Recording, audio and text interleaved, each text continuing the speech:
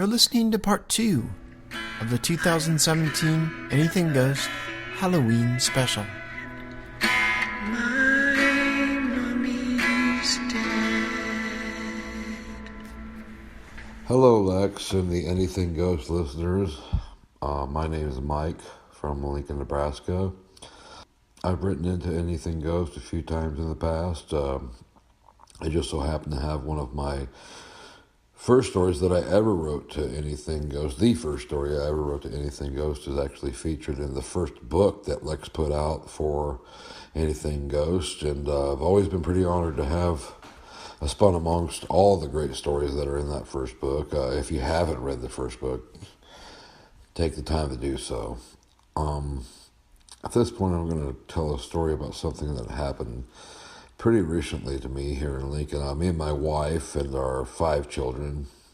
We actually have 4 children that live with us constantly, and I have an older daughter that comes to stay with us every other weekend. She's 14. I have Lily, who's 10, Sydney, who's 8, Jack, who's 3, and Betty, who is almost 1. I am 42 years old, and that's a lot of kids, yeah, I know. But anyway, me and my wife and my children just moved into a beautiful new home in Lincoln, Nebraska, that was built in the 1900s. It's 4,200 square foot. It has 6 bedrooms, 2 baths, a spacious living room, just spacious everywhere, and it is completely devoid of any ghostly presences, any spirits, any demons, anything at all. There's no ghost here. There's no, other than the attic is pretty noisy at night because the house settles, but me and the wife just kind of realized that it was just the house settling, some bangs and booms. But, one night I was out in the driveway, and the driveway we share with the house next door, which is a rental house, but it's another old house. We just kind of pull up this one driveway, and then it splits off to the 2 garages, and everybody's just happy, and we just share this driveway. But you can see down this driveway into the house across the street as I'm working in the back of my truck one night, getting my tools together for the next morning. I just happened to glance over to the house across the street, which right when me and my wife and my children moved into our new house, the people across the street the very next day moved out of there, which it was a rental, and now it's for sale as a single-family home. And so nobody's living in it. It has a for sale sign out front. There's nobody living in it. And I look over from the back of my truck down the alley into the porch. You can plainly see the porch of this house. And the porch swing there, which I have, just like the one I have on my front porch, is just kind of swinging. It literally looks like somebody just got out of the thing, and it's just kind of like sitting there swinging. There's no wind outside, and I kind of think, there's a stray cat, a stray Siamese cat that runs around our neighborhood that obviously nobody owns, but people have obviously been feeding this thing. But he might have been over there, just kind of like let it go, and then suddenly the light in the upstairs area of this house turns on. I could see the light through the window. It flickers on. And I'm like, what? There's nobody there. There's nobody in this house. There's nobody there. I myself even snuck over and kind of looked in the windows when it was for sale just to kind of see what the layout looked like compared to my own home. And there was nobody in there. And the light is on. And I just kind of, maybe there's squatters in there. What the hell, At that point, I wasn't about to go over and try to, mess with somebody who might be in that house. It's not my business. I just, going to protect my home. And so I just kind of go back to, doing my thing, and then I go to bed that night. And, I just went to bed that night, and everything was normal. Woke up the next day, did my normal routine, and then a couple days later, I'm laying in bed upstairs in the attic, and I wake up at about 3 o'clock in the morning. I know it's a funny time because everybody says, that's the witching hour, but this is exactly the truth. I woke up at 3 o'clock in the morning, I just happened to note it on my phone, and I sit up, and and all of my window shades are up upstairs. We live on the third floor of this house. You know, me and my wife's bedroom is the entire third floor of this house. It's huge, lots of windows, and I just, nobody can even see up there because we have the biggest house in the neighborhood. I mean, there's no way, I can do whatever I want in the window and nobody'd see. And so but I can see everything. And so I wake up at about 3 o'clock in the morning, and I, kind of sit up to the side of my bed, and I look out the window, and there's a woman sitting on the front porch of the house across the street. And I'm like, what is going on here? There's not supposed to be anybody there. And then, kind of like the neighbor in me kind of kicks in, and then I'm thinking, man, I got to go out there. I'm the one that sees this. I'm just going to go out there and I'm going to check it out and see if anybody else, is going to go tell her to get the hell out of there, because I know she doesn't belong there. I mean, it's 3 o'clock in the morning. She's not supposed to be there. And as I walk down the stairs and go out my front door, I see the woman sitting there across the street, sitting on the stairs of the front porch. And I just turn around to shut my front door, to pull it shut, and I just glance at it for a second. And when I come back around, she's gone. There's nothing there. The house is just like it is all day long. A for sale sign out front, nobody in it. There's nobody there. And I walk across the street, and I walk up on the front porch of the house across the street, and I look in the windows there on the front porch, and then I walk back down the front stairs, and I walk to the side of the house. I look into the window that peeks into the kitchen. There's nothing.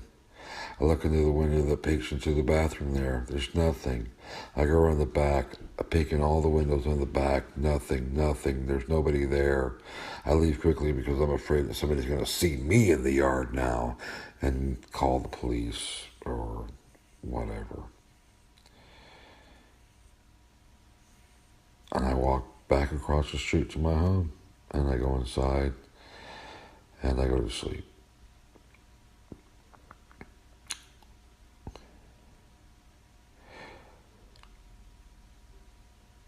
I don't know if anybody has ever experienced anything like this, or because the haunting is not actually of anything going on with me, but I happened to see it from a distance, that it was there somewhere in my vicinity, but not actually meant for me, maybe, in that I didn't have to be out there to see what happened, that I didn't mean to be, I know, but why did it end up being me that looked down the driveway to see that the front porch swing was swinging, and then that the light came on, and that nothing else mattered to me that night, and that I was done with that? Trust me, if you see a ghost, it's the real deal. You've seen a ghost. So thank you, Lex, and Anything Goes listeners, and take care. Hello, my name is Ethan. And my name is Christian. My name's Jacoya. And I am Jamal, and we are wishing you a happy Halloween from Moore, Oklahoma. A story from Mia in the U.S. The Old Haunted Museum. For many years, I have been working for a large historic museum in the United States. I'd like to tell you where, but I'm not sure they want to advertise that it may be haunted. The building I work in is from the late 1800s. It has many rooms, nooks, corridors, and stairwells. Some areas are for exhibits, and others are for employees only. The walls are very thick and soundproof. The building is filled with interesting history, and several historic figures have spent time here. So perhaps it's no surprise that there may be a few wandering spirits in our midst. I often work alone with old artifacts while doing research and working on a computer. I work in various locations of the museum. One day I was working by myself in a large room consisting of several tables and room dividers in a staff-only area. The lighting in there is very dim with no windows, but each table has its own lamp. It's very atmospheric, and I always enjoy working in this peaceful old place. Everything was very quiet as usual. As I was working, I suddenly heard a very dreary, sad moan. It was very close to me. It startled me, and I briefly stopped what I was doing. It was a male voice, and I had no doubt that it was inside the room. As mentioned, outside noises never penetrate the thick walls. The door to the room was far away from me, so there was no way it came from that direction. Also, there were no vents that could carry sound from other areas. I tried to consider all logical possibilities, and I assure you I'm not prone to hearing voices in my head. At first I thought maybe somebody had come in to work at a nearby table, although I'd never heard the door open, so I got up and looked around. The room was still empty. No one had entered. Everything was silent and still again. I continued working, but this strange experience remained in the back of my mind. Several months after that, I was back working in the same exact area again, by myself. After a while, click, my lamp went out. I sat there, in the eerie darkness of this silent, cavernous room, trying to convince myself that the bulb had simply blown out. But my intuition felt otherwise. I pressed the switch, and the light came on again. It was fine. A few days later, this all happened again. The lamp went out, and I switched it back on. After that, the lamp continued to work perfectly. The building is very well managed, and electricity is up to date, and we never have electrical problems, so this was odd. These strange events occurred about 10 years ago, and I often ponder over them. They never happened again, and I never discussed them with anyone until recently.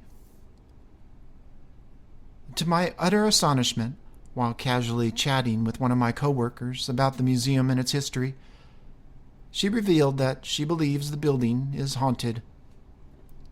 She went on to explain that she has heard the sound of talking in one of our artifact storage rooms when no one else was around. She's very reliable and level-headed, and this storage room is very isolated and soundproof, so I found this very intriguing.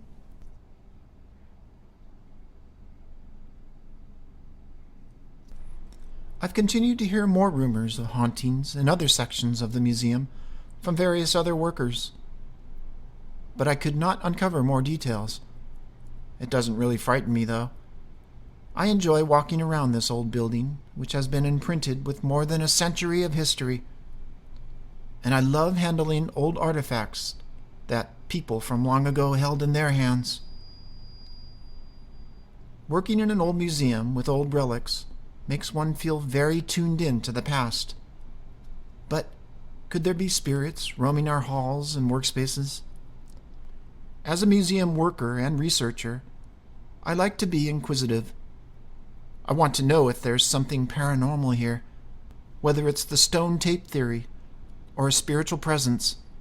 I hope to find more clues. I have enjoyed listening to other people's museum stories on Anything Ghost, and I hope more museum employees and visitors will come forward to talk about their own paranormal museum experiences. And next time you enter an old museum, remember, there may be more visitors roaming the halls and more on exhibit than you realize.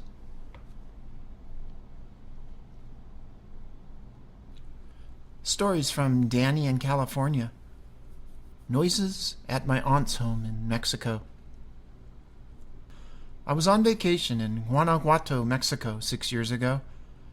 I stayed at my aunt's house. One room she had was next to a storage room, and a porch was next to that storage area. There was also a big metal door separating the house to the porch. My aunt had cats. One night I was sleeping in that room next to the storage room. I was suddenly awakened in the middle of the night to the sound of loud banging on the metal door. It sounded like something kept hitting the door and then trying to open it gently. In the storage room, I heard other noises. Something was in there, moving things around. All these noises went on for 15 minutes and then stopped. I kept thinking to myself it was the cats, but deep down, I knew it couldn't be cats making all those loud noises, especially on that metal door. The next morning I told my aunt. She said it must have been the cats. But I know it couldn't have been the cats. There was something there that night. For this next story, some years ago, Troy in Seattle, Washington, interviewed his great-aunt, Rachel. And Rachel's going to tell her story about her experience with Judy's ghost. And it's out of Kentucky in the U.S. And she has quite a thick accent, but I think it's quite enjoyable. Are you sure it's going to work out here there on the porch? And all them cars going by. I figured maybe it'd be too loud. Maybe. But I won't tell you the story. It's chilly out, ain't it? Huh? It's cold out. If you get too cold, we'll go back into the house. Well, I reckon what y'all want to hear is about my nephew give you my name, I guess. And, well, we lived out there in Midway, Kentucky for a while. And we had this little old house out there. Mom and Dad and them, Daddy built it. And I had my two brothers, Tom and Billy. And they lived out there, and Mom and Daddy died. And it was just me for a while, running it by myself. And Tom and Billy come out there and help us. But I eventually did marry, of course, my husband, Ted.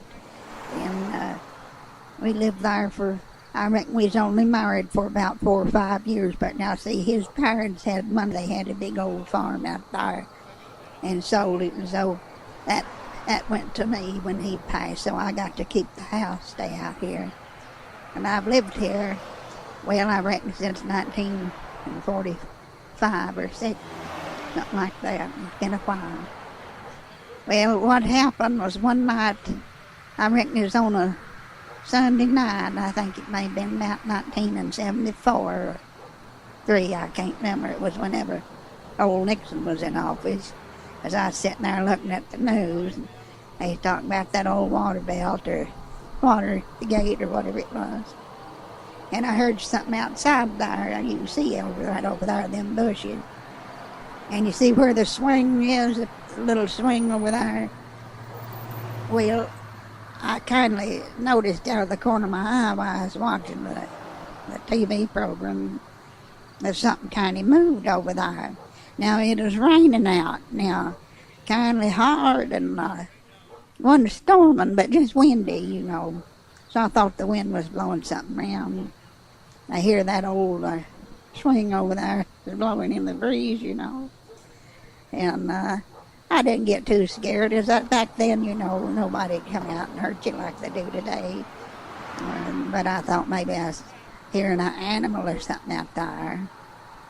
And I heard it jarring out there, something walking around. It sounded like somebody's footsteps or something, you know.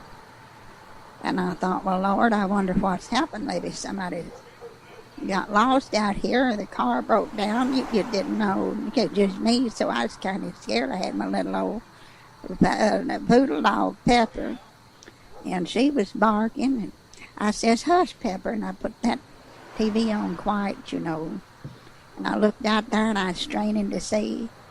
And I seen just the top of what I thought it looked like a head, like a forehead with hair on it, you know. And I was just a squinting, and then it kind of, I don't know, it looked then like somebody had stepped out of the bushes, but I don't know. They just appeared there. And it was a woman.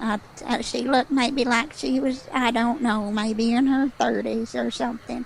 She wasn't old, but wasn't a little girl neither. And I was looking at her, and she just standing there, see, with her. She had her eyes open, and wide, and just looking at me. And I just stood for a minute or two, because I couldn't know if that's what I was seeing, you know, because you don't know at the time when you see something like that. And she just standing there in the rain going, you know, but her dress didn't look wet. I remember that was the weird thing, is that the dress wasn't wet. It was kind of blowing, and she looked like she's kind of, I don't know how, I've never seen nothing like it other than maybe like if somebody was showing a movie picture or something, but it looked like she was kind of, you know, lit up. And she just stood there with her hands to her side. She's wearing a dress, looked like one of them little old spring dresses, you know, and her hair fixed back.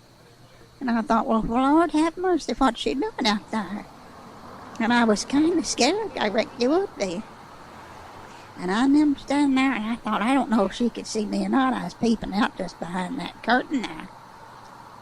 And directly, I don't know how long it had been. It couldn't have been more than a couple of minutes.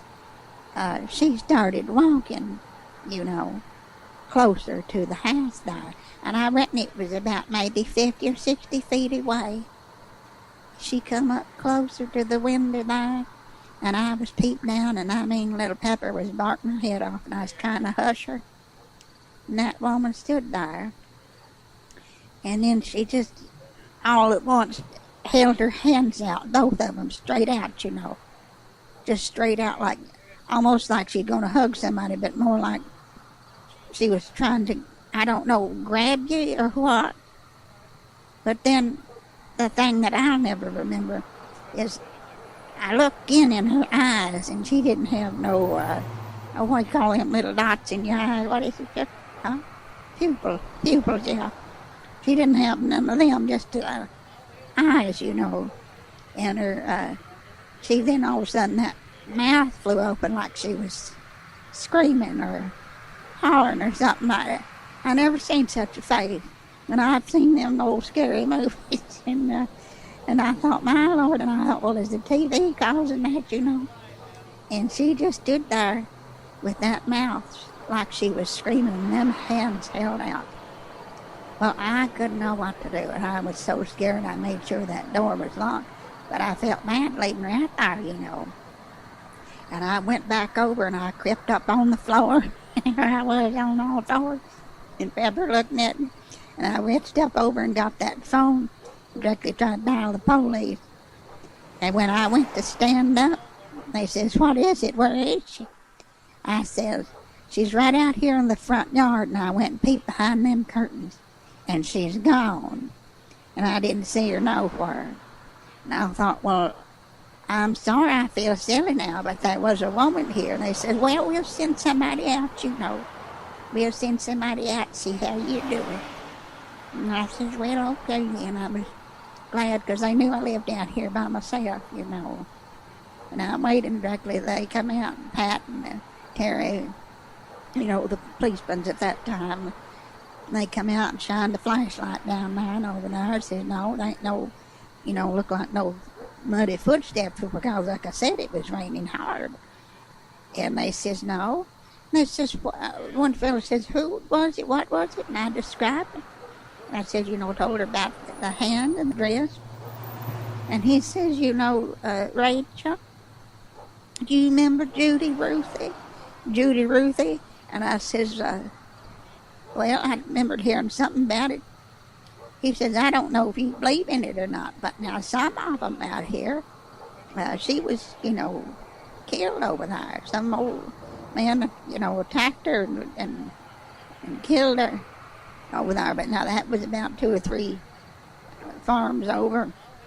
But he says, they didn't find her for the longest time, and she was wandering around, and I reckon I don't like to think of it, but I reckon where he stabbed her, and she was crying around for help, and they finally found her down where she fell face first in a creek down there, over the Tarred Creek, and she fell over down there, and I forgot all about it, but of course, you ain't thinking nothing like that, but that's what it was now. And I went to bed that night and never thought nothing more about it. Directly around, I reckon around 2 or 3 in the morning, I hear Pepper going off and going, having a fit. And I went up and I was in my bedroom and I had that little old TV on in my bedroom. And I seen where the window was. It was kind of a little warm that night, and I had the window open just a little bit so them curtains just blowing. And I got up to go over there, and I thought, well, let me go close that then. I went to close that window, and I'll tell you all directly, right as I went to close that window, a hand come up on that window and just slapped it, and I'll tell you, I fell back. And then all of a sudden, there was her face, that woman, Ruth, that was her face that was there, stood there, and them eyes, oh, Lord have mercy. I says, I just prayed and pleaded the blood of Jesus that something would happen. Somebody just protect me. And then it was like somebody turned the TV off. It just kind of dimmed away. And I've never seen nothing like it again. I've heard things out there, but I'm afraid to look. You never know. Are you comfortable? Huh? You want something to drink? Okay, well, I've got others. You want to hear about why you want to hear them old scary things. But I've never been bothered by nothing again. I believe in the Lord, and He'd protect me out here. Well, I'm going to go back in here and get me something else to drink. You sure you don't want something? Okay then, honey, I'll go out here. Okay. This is a story from Celso in San Antonio, Texas. The Mocking Ghost. Back in 2004, my family moved up to the small town of Cambridge in upstate New York. It was where my uncle lived at the time. When we first moved there, I got the sense that there was something dark in the house, and my siblings felt the same. And it didn't take long to find out that we were right. One day, as I was downstairs in my room going through the unpacked boxes, clear as day, I heard my mom call my name. Celso? Not thinking anything of it, I went upstairs to find her. Mom! I called out as I got to the top of the stairs. No replied. I walked into the kitchen and called again, but still nothing. I started to get a little creepy feeling in the pit of my stomach. I walked quickly to the living room, then over to my parents' room. Mom! And again shouted for my mother. Still, there was no reply. Then, I got a feeling something was coming fast toward me from the living room. I looked over, but saw nothing. Just a sense that whatever was coming my way wanted to hurt me. I ran through the door to my parents' room and into their closet, which led to the hall and the stairs. I took the steps 2 at a time and ran out the front door. As I jumped off the porch and headed toward the garage, my mom, brother, and sister just pulled up in the driveway. My mom saw the panic on my face as she got out of the truck and asked me what had happened. I couldn't bring myself to tell her what had happened, just that there was something not right with the house. A few days went by. I was out in the garage working on our truck. My brother came running out to me and asked me if I was just inside the house. I told him I'd been in the garage for about an hour. Seeing the scared look on his face at my reply, I asked him what had happened. He said that he was inside playing on the 64 when he heard Mom call him. He went upstairs, but she wasn't there. I got a cold shiver down my back and told him the exact same thing had happened to me a few days earlier. We both looked up at the house, too scared to go back in alone. The only other person that had something happen to them was my dad. He told us that he was home alone, taking a nap on the couch. He could see out into the hall and the railing that wrapped around to his room. While napping, he suddenly woke up, and from the doorway, he saw a head pop out, and then back in from the doorframe. Without thinking, he got up and ran around the house, only to find it empty. I have only seen my dad visibly shaken a few times in my life. That time did a number on him, and us kids as well when he told us. We talk about our ghostly encounters from time to time, and they still give me the chills.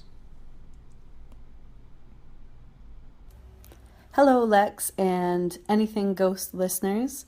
My name is Melissa, and I live just outside of Philadelphia. The story that I'm going to tell is actually something that took place when I was 13 years old and was in my hometown of Westerly, Rhode Island, where we were living at the time. At the time, it had been a few months after my aunt had passed away. She was 28 and had leukemia. She was my mom's younger sister. She was one of the people who would babysit me when I was younger, and I was pretty close with her son, so we hung out a lot. After she died, I had a lot of dreams with her in it where she was talking to me and telling me things were okay. Usually if I was sad about her, I would usually have dreams shortly after where I wouldn't always remember what she was telling me, but I would wake up feeling a lot better the next day. Even as an adult, I have those dreams now about my parents. So it's interesting to me that just says that they're still kind of around and looking out for us. But as for the story, there was one night where I had gone to bed. I usually stayed up pretty late as a 13-year-old. My bedroom, if you open my bedroom door and looked out my bedroom door, you could see straight into the living room. And there were kind of these double doors that would lead into what should have been a dining room, but was actually my parents' bedroom.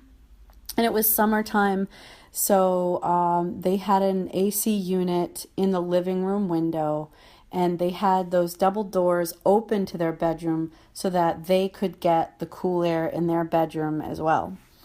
So I woke up very, very early one morning, or super late one night, because I thought I felt someone watching me. I sat up in my bed and I looked around my room. Then I kind of scooted toward the foot of my bed and looked out my bedroom door, which was open. I looked into the living room and straight through the two French doors that were opened into my parents' room. And in their room, I could see this person-sized, I don't know how to describe it. It was a glowing white person-sized just figure. It didn't have a lot of discernible shape. It was almost oval in shape, but completely person-sized, off the floor. There were no feet on the floor, but it was kind of standing in front of the wall of my parents' room, and as I watched it, it started to come toward my room. So I could see it kind of gliding from my parents' bedroom through the double doors, and I could just feel every hair on the back of my neck, and it startled me and it frightened me, but it wasn't threatening at all. There was kind of a calmness to it, and it seemed pretty gentle, but I think in my 13-year-old mind, it was so not normal, and it shook me up so much that as it continued to approach, I leaned off the foot of my bed and I slammed my bedroom door shut. I tucked my head under the covers and I just sat there for the longest time waiting to hear my bedroom door open. I remember sitting there for a really long time wondering if I peeked out, if I would see this figure, kind of lighting up my room with its sort of iridescence. Eventually, I took my head out from under the covers and I looked around my room. It had been quite a while at that point, probably like a good 15-20 minutes, and there was nothing there. I was so nervous. I remember listening at the door. I heard nothing, but then it didn't give off any sound when it was kind of gliding toward my room to begin with. But at some point, I just got back in bed, covered myself up, and I just kind of lay there waiting. Eventually, I fell asleep, and I never saw it again. Like, all I could think of was after the fact, I should say the next day. I had no idea what on earth I was seeing when it was happening. But the next day and for a time after that, all I could think of was that it was my aunt coming to say goodbye. After that point, I didn't have dreams of her anymore where she was talking to me or showing me images of herself doing kind of like happier things. So all I could think of is that was her way of coming to me and saying goodbye. And part of me wishes I had opened the door or hadn't closed it to begin with. I don't know how that would have ended. I don't know, what this form would have done once it reached my room. But I think being a teen and just seeing this thing, it was just so shocking and unexplainable that I didn't know what to do about it. And slamming my door and hiding under the covers made the most sense at the time. So yeah, that's my story. I've had a few other things in my life that have happened, just little odd things that haven't been able to explain. I can always check back in with another story. Thank you so much for your podcast. I've been listening now for a few months, and I was really happy to have found it. And I became an Anything Ghost member, so I've been listening to your archives, which are just fantastic. So thank you so much for the podcast, and take care. Rebecca in Denver, Colorado. Tapping on the glass at the old Club Chameleon. This encounter happened to me while I was vacationing in Key West, Florida, back in 2013. Being as Key West's nickname is Bone Island, my husband and I decided to take a ghost tour one night, which we often do on vacations as a way to learn more about the histories of places we visit. We were taken to the building that once was the Club Chameleon before it shut down, and when we visited, it seemed to be under remodel. The front doors were primarily glass, with shades completely drawn so no one could see inside, except for a small sliver between the shade and the bottom glass portion of the door, where it was about an inch's worth of gap. The tour guide told the story of how the building had been a church in the late 1800s, and the pastor of this church discovered his wife and the deacon had been having an affair. One day, while his wife and the deacon were in the building, he boarded the doors shut and torched the place, killing his wife, the deacon, roughly 14 children who were there for choir practice. The guide said, "The children still haunt the building. And if we put our hands to the glass on the doors, they might tap on the glass if they felt like showing themselves." I put my hand on the glass, and stood with my back to the door. I felt a tapping immediately, so I spun around quickly and instinctively and peered in the space between the shade and the door. I saw what looked like a child wearing a white dress crawling away. I instantly moved away from the building as fast as I could. My first thought was that maybe somebody was inside the building, waiting for the tour groups to come by so they could tap on the glass and give the tour group an experience. But I realized, when I looked down, the shade inside the door was not moving. Tapping on the glass would have resulted in movement from the shade in one way or another, and with how quickly I turned around, there wouldn't have been time for someone to stop the shade from moving, drop to the ground, and crawl away just as I looked.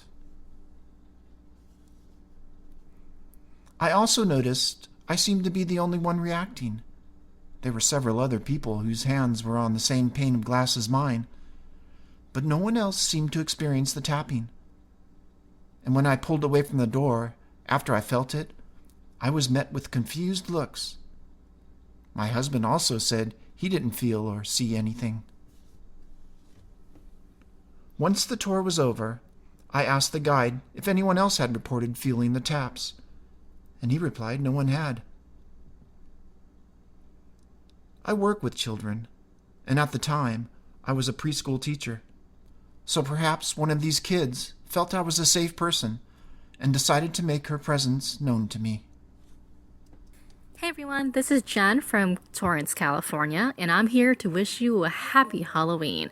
Have fun, be safe, and enjoy lots and lots of candy. Now, back to the show. Here's a short story from Anna in Colgate, Wisconsin.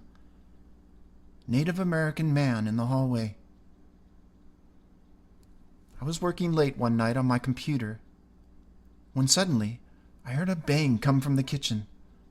I quickly ran into the kitchen to check what happened, and there was nothing there. Absolutely nothing. The house was locked up. Nothing had fallen. But all of a sudden, I turned around and saw a tall Native American standing there in the hallway. He looked over at me, then just disappeared. As far as I know, we don't have anything around the area connected to Native Americans, so seeing him was a bit out of place. My house seems to have a weird sort of energy. Spirits seem to come and leave, sort of like a resting spot. Hi, this is Jessica from Florida, and I hope that everyone has a spooky Halloween. Story from Catherine in Wilmington, North Carolina. Negative energy. I saw my first ghost when I was in the 5th grade, and ever since then, I've been fascinated by the paranormal. When I was 19, I became obsessed with researching the paranormal, watching scary shows and listening to paranormal podcasts. During this time, I was freaking myself out to the point that I couldn't sleep. If my boyfriend didn't sleep over, I would make my mom sleep with me. I'd like to add that I had been dating my ex for 3 years at that time, and lived with him for a year up until my mom's new house was built. My boyfriend never had a problem with sleepwalking or did anything out of the ordinary. At that time, my boyfriend asked me if I would stop researching the paranormal because I was beginning to freak myself out. I couldn't help myself, though. I loved it. It was also around that time that my boyfriend began acting strange. He told me he'd been feeling negative, depressed, and just unlike himself. His father saw a spirit guide hypnotist every week and suggested to his son that he go visit one of them. He saw the spirit guide, and afterwards he told me that the spirit guide said there was a dark figure following him, and that this spirit was feeding off his negative energy. A few nights after this, he got up in the middle of the night, stood next to the bed for a moment, and I asked him what he was doing. He then walked to the foot of my bed and creepily turned to me and said, "Everyone is downstairs. They're waiting for us." At this point, I thought he was playing a prank, but it was 3 a.m, and we'd been asleep for hours. I told him to get back into bed and quit messing with me. He then proceeded to walk out of the room. After about 5 minutes, he came back into the room, but he had no recollection of anything. I worked up the courage to go downstairs and noticed he had left the front door wide open. I thought he had done this to let spirits into my house. Soon, strange things kept happening, and he continued sleepwalking. I even barricaded my door before the bed, and he would somehow manage to escape. I then started sleeping in front of the door, thinking there would be no way for him to get around me, waking me up. However, I ended up breaking up with him because I moved to the beach for school. I've tried to get in touch with him over the years to see how he's doing, but it's as if he dropped off the face of the earth. No social media or anything. No pictures of him or his parents and siblings. I'm sure he's fine, though. At least I hope so. And I have one more story to share. This is actually something that I found out directly from the source. I had our carpets cleaned at our house, and the carpet cleaner was talking to me afterwards and found out I did this podcast, and we got talking about ghost stuff, and he told me some of the experiences he had, and this was one of them. His name is Tony. And I'm just going to read verbatim what I wrote on Facebook about this. And if you're on Facebook, you might want to check out the Anything Ghost page. I'm really active there with Anything Ghost stuff. He went to clean a carpet at a home in Torrance, California. He'd been cleaning the elderly man's carpets for years, so much so that he'd seen him go from a healthy man to a sick elderly man. The cleaning consisted of a hallway and one room. There was another bedroom, but the man kept the doors shut and told the tech not to bother cleaning it, as nobody used it. A few years ago, before he had any interest in ghosts, the cleaner was at a home. It was usually twice a year that he went there, and the owner had left with his housekeeper to do some errands. So the owner left a check for payment in a downstairs area. While Tony was cleaning there, he said he began to feel an uneasiness in the air he'd never felt before. As he was setting up the hoses, he noticed that the door to the unused bedroom was ajar. He peered inside and noticed it was just a bedroom, nothing special, a bed, nightstand, etc. He closed the door and went back to setting up. As he walked by the bedroom again, he found the door was open once again.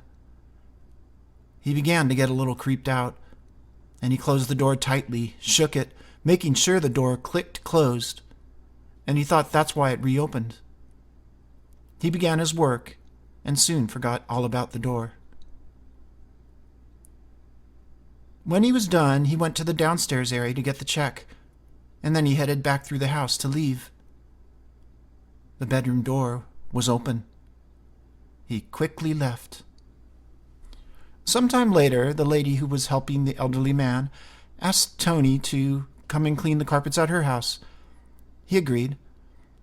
While he was doing her work, he asked her if anything had ever happened while she worked at the Torrance home, and he explained his strange experience with the bedroom door. She looked at him and told him that nothing had ever happened to her, but that she needed to explain something to him. The elderly owner of the home had a daughter, and she stayed in the unused bedroom. However, some years ago, the girl committed suicide in that bedroom. It remained unoccupied ever since. He continued to clean at the home for a couple of years after that, but from then on, he never felt comfortable and always put on earphones and music while he was there. Tony believes the owner has since died because he hasn't been asked back recently. Alright, and that's Tony's story. And actually, Tony got into EVPs a few years ago. I guess after that experience, he looked up stuff. And I thought I'd share some here. I usually don't share any EVPs on Anything Ghost because they're hard to hear. Regardless, I thought these were pretty good, so I'm going to play the first two that are from the Queen Mary. And on this one, I believe he went on one of those ghost tours of the Queen Mary, and the tour guide was asking questions to try to pick up EVPs or any kind of movement or anything. And so this will be the tour guide talking to the ghost. And I'm going to edit the file because it's like a 30-second delay between his question and when the ghost finally answers. And to tell you the truth, it does sound a little like somebody's voice, but he said there was no one else there that did it. But so here's the EVP. Do you like it better than the red light that I used to shine down there? Okay, 40 seconds ago I heard a male voice say something.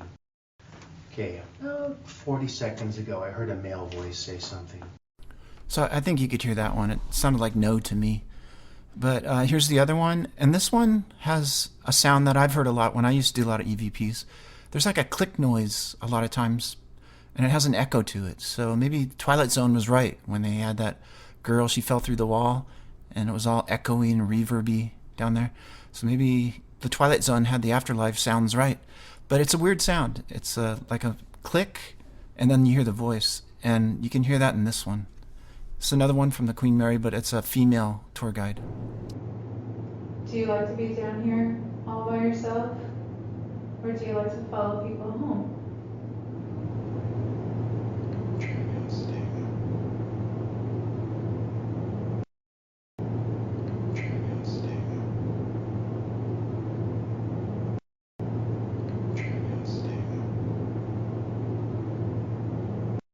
And I'm not sure what the voice said.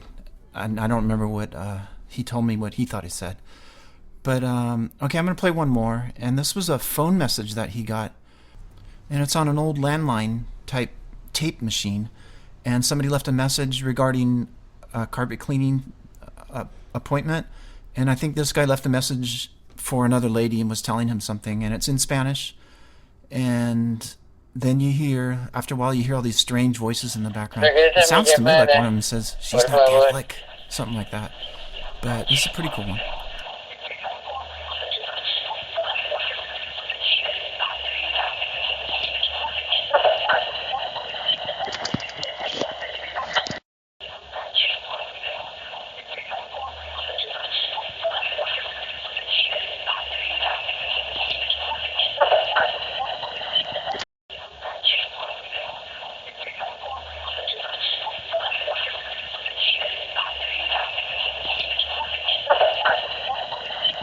And that's about as creepy as a phone message gets, I think.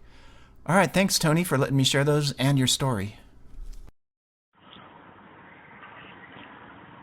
Hello there, Lex, and Anything Ghost listeners.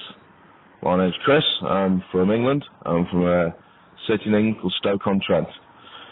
So, a slightly strange accent. It's just the way I talk, I'm afraid. Just got a couple of thoughts and stories. I had a 12-year career working in museums and castles of this country. Doesn't pay great, but it's one of the funnest careers you could ever have.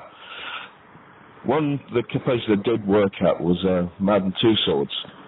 Madame Tussauds, if you're not aware, is a wax museum. It's basically the original wax museum in London. A big place for tourists to visit. Lots of people through its doors every day. The thing about Madame Tussauds and how it is basically as a building, there's just lots of people always moving around in there. And my job primarily was looking after the guides who were talking and chatting to the guests coming through. Well, one of my roles was, as the duty manager, was to make sure everything was secure. And it's an unnerving place to work anyway in a way. Our waxworks are very, very good. And sometimes they'd have a feel about them. There is actually a true legend regarding the wax effigy of Hitler. He's actually kept in a glass case at the top of the Chamber of Horrors when I worked there. His hair actually grows. Due to the heat of the lamps on the wax, the hair follicles are inserted in top of the wax figure's head with a pin. they get pushed out, so it actually grows out of his head. Very strange place. All I could say about it is there is one particular instance attached to Madame Tussauds is the London Planetarium, and there was a tall connecting staircase between the two. And the rest of the building is quite a jolly place, and kind of fun and bright lights. This back stairway was very white, very well lit. And we had a lot of incidences of pushing when no one was there. That was the key. As a duty manager, you look through the logs and you find same instance. Now, a lot of it could be tripping, but the feeling from most of the customers when they talked about it was saying, no, something pushed me. And the experiences out of those backstairs, it had a certain air to it. You did feel like someone was behind your shoulder. Of course, when we're talking about the Tussauds, you have to talk about the Chamber of Horrors. Now, the Chamber of Horrors, probably the most glorious exhibition that was there. It's mainly of instruments of torture, instruments of execution, effigies of execution running daily. It's a very odd atmosphere. It's in the basement, for a start. It's quite legendary if you looked up on the internet of people who've stayed the night in Madame Tussauds. A couple of UK ghost programs have done it. But I find the effect it had on a couple of people. One in particular was a duty manager, a friend of mine, who would never check the chamber on the way out. She'd always get someone else to check it. And I finally got out of her what happened. She was checking the walkthrough in the morning and checking all the lights were going to be on and the rest of it. And she saw a figure go through one of the fire exit doors in the Chamber of Horrors. Now, sometimes we get tramps and homeless guys who come in, break into the building to sleep down there. So she thought it was one of them, went to investigate. She described the brown suit of the man, being quite 40-ish. He looked in the 40s. Went through the doorway, and she said she then saw the figure, but it was one of the figures, dressed exactly the same, and it seemed to be looking at her, and she never went in the chamber again. Now, I'm not saying the wax guys move about, because they're mainly just a wax face and a fiberglass body, but it does have a very odd atmosphere down there. But I've got many old tales from the historical business in this country that we face in England. We do have a lot of history, particularly Warwick Castle and other places, but I'll do that some other time. Thanks for the show, Rex. Long time listener. Really makes the drives home kind of spooky and fun. Take care, guys. Bye. If you've gotten this far, it may behoove you to look into the Anything Ghost VIP group. There's a one-time membership fee, and it'll give you complete access to the Anything Ghost archive. I've been doing this since January of 2006. So check it out, the Anything Ghost VIP group. Go to www.anythingghost.com and then go to the Join the VIP group tab for more information. Guess what? You made it through the Anything Ghost, the 2017 Anything Ghost Halloween special. And Anything Ghost salutes you. And now that you need some more creepy stories, don't forget about today's sponsor, Haunted Places. Go find them, do a search for them wherever you download your podcasts. Haunted Places. Thanks for joining in on our 2017 Halloween special. I usually have what I call a Halloween candy leftover show, but only 3 stories didn't make this, so I probably will just have a regular show in a few weeks. Episode number 242. So if you have a local ghost legend or a personal paranormal experience to share, send it to lex@anythingghost.com. For everything Anything Ghost, go to